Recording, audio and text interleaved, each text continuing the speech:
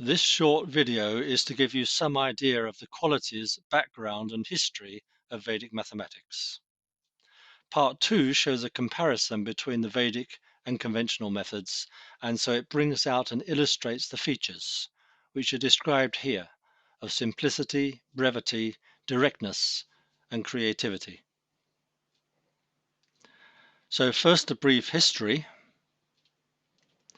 The Sanskrit word Veda means knowledge, although the word also refers to certain ancient Indian writings. So the word itself simply means knowledge. The written Vedas are very old, passed on by word of mouth originally. And these texts were discovered about 100 years ago by Western historians, and they were amazed at the depth of knowledge that were contained in them. There were sections on ethics, metaphysics, psychology, and so on. And there were also some sections on Ganita Sutras, and that means mathematics.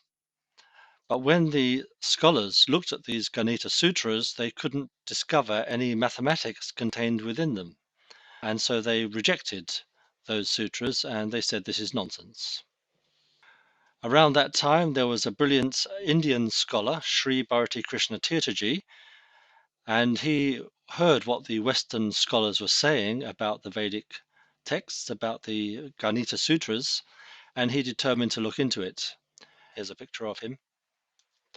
And he reconstructed this system that was contained in the Ganita Sutras between 1911 and 1918. He wrote 16 books expounding the system, but these were lost and there are different stories about what happened to them. And in his old age, in 1958, he wrote one introductory volume called Vedic Mathematics, published in 1965 originally, and now available. All subsequent study of Vedic mathematics is based on this book.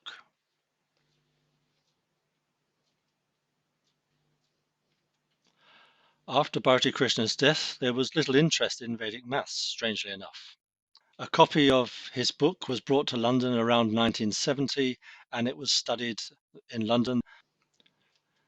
Andrew Nicholas went to India 4 times, I believe, in the 1980s to try and find out what else was known about Vedic mathematics, because we only had this one book.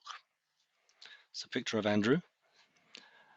Also, there was Jeremy Pickles, a brilliant mathematician who worked with us, and myself, Kenneth Williams.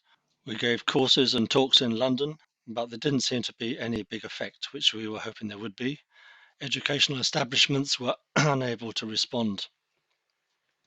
It seems that the education system has a huge momentum and it's very difficult to change it.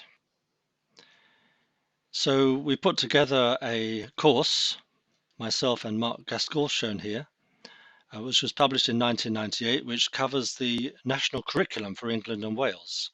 The idea was to demonstrate that the Vedic system covers all of mathematics, at least for that age range that we covered. And we believe this course did that.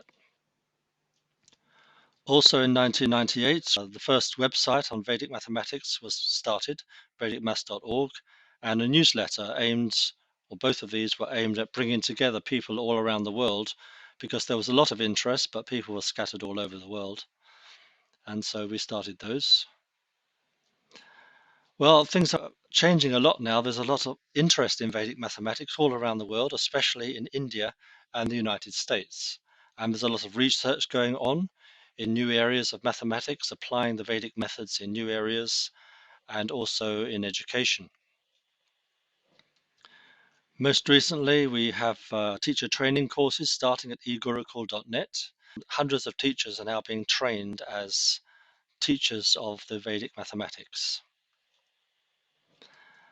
Vera Stevens in Australia has been developing for many years a system of what she calls pebble maths, and this complements beautifully. In fact, it is Vedic mathematics for the youngest children.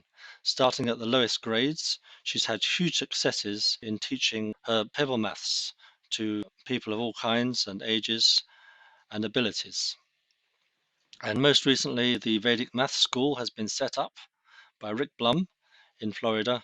And the idea here is to bring together teachers who can teach Vedic mathematics So this is a sort of one-stop website. If you want to learn Vedic maths, you go there and you can learn it. Now, looking at the features of the Vedic system, what are the main features? Well, number one has to be the coherence of the system. The whole system is much more unified and integrated than the conventional system of mathematics.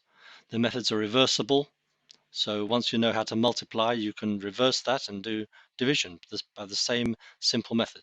And if you know how to square a number, you can find the square root simply by reversing that method. It also shows a much more interconnectedness between arithmetic and algebra. The system is also very flexible. The modern idea of mathematics is that it's very rigid.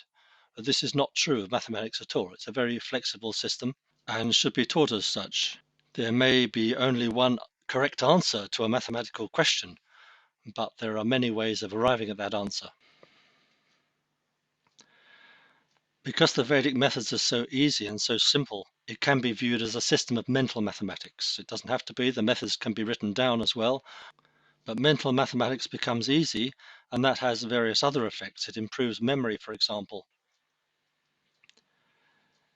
It also promotes creativity, because once you have a system of mental mathematics, you begin to work more closely with the numbers and become more creative. You understand the numbers better. It seems to appeal to everyone. The artistic types who normally are put off mathematics like the Vedic mathematics because of its flexibility and creativity. It appeals to all ages, all abilities, everyone. This also leads to increased mental agility. It sharpens the mental faculties through mental calculation.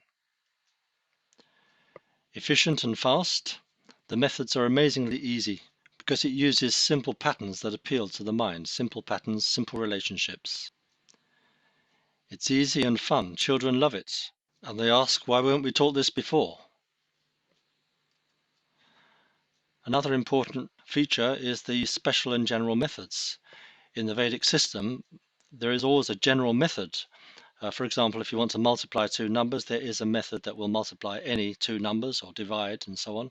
But in the Vedic system, we also have these special methods, and this really adds a new dimension because you can learn as many special methods as you like or not, as you wish. And some of those special methods are really striking and easy, and they make it a lot of fun.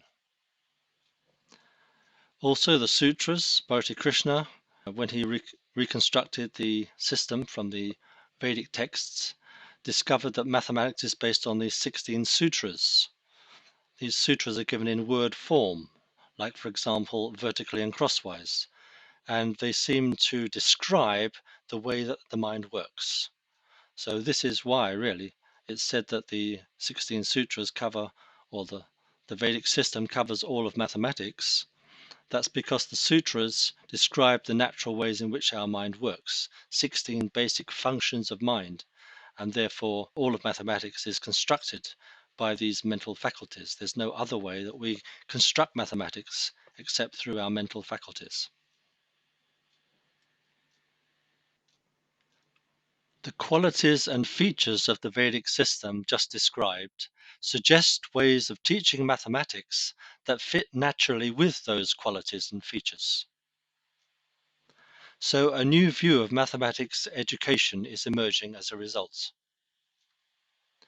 Especially important is that the flexibility and the variety of methods suggests a more creative approach to maths teaching and learning. This and the simplicity of the methods leads to increased interest and curiosity in the subject among children, and to the development of mental agility. Lessons are enjoyed, mental maths becomes easy. So the rigid, flat approach that has led to so many problems in math education disappears, and an enjoyable, creative style of math education is now possible.